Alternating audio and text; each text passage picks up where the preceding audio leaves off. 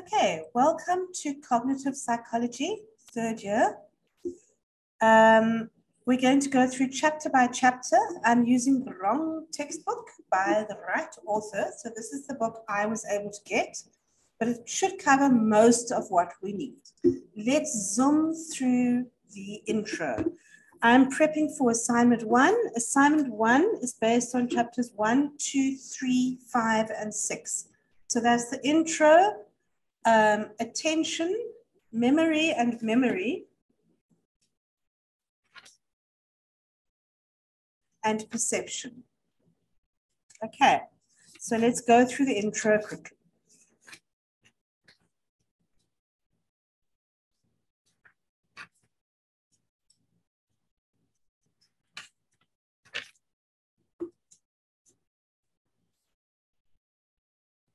Cognitive psychology deals with how people perceive, learn, remember, and think about information.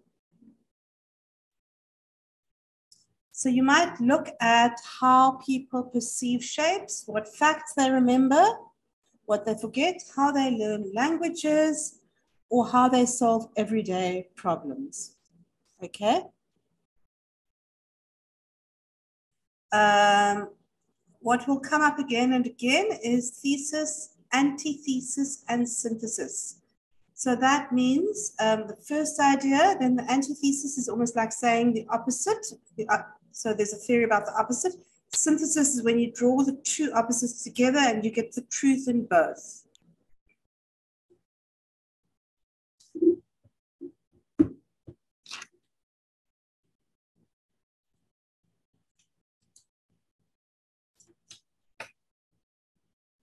Okay, so some of the early dialectics in the psychology of cognition, early theoretical structures were: 1, structuralism, looking at how the mind is structured in terms of how it perceives color and shape and so on. 2, functionalism, looking at how the mind works. What do people do and why? This has got to do with stimulus and response, what people do. And it's based on pragmatism. That's functionalism. Then there's associationalism, looking at associationism, looking at how ideas or events become associated with one another and then they become connected in the mind.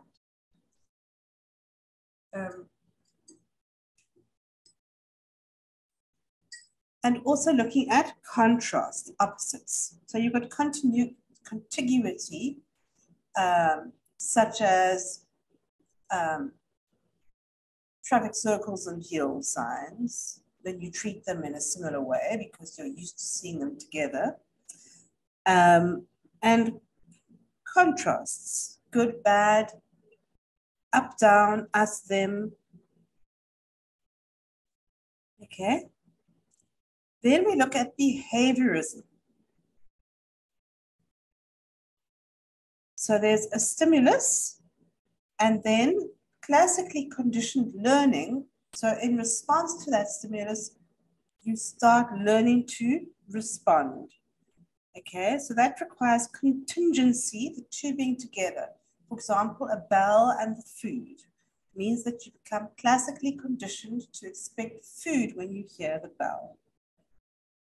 So behaviorism is really a form of associationism, treating the mind as a black box with nothing going on in it.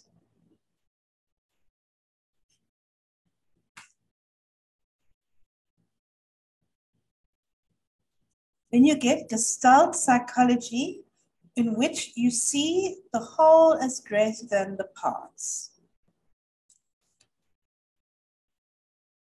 So a lot of cognitive psychology is based on cognitivism, the belief that human behavior can be understood if we understand how people think. Okay. An important branch of cognitive psychology is psychobiology, looking at how the brain itself works.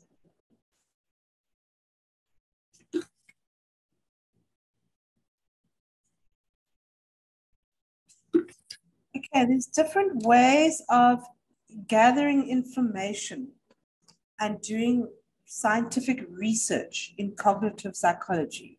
Method 1, controlled laboratory experiments.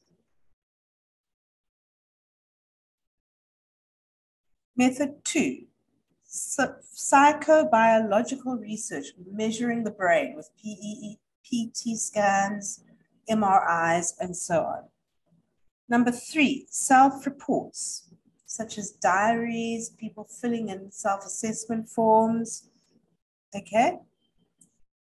Method 4, case studies, looking intensively at single individuals or small groups. Number 5, naturalistic observations, looking at what happens in a natural setting. Number 6, computer simulations and artificial intelligence, game theory, and so on.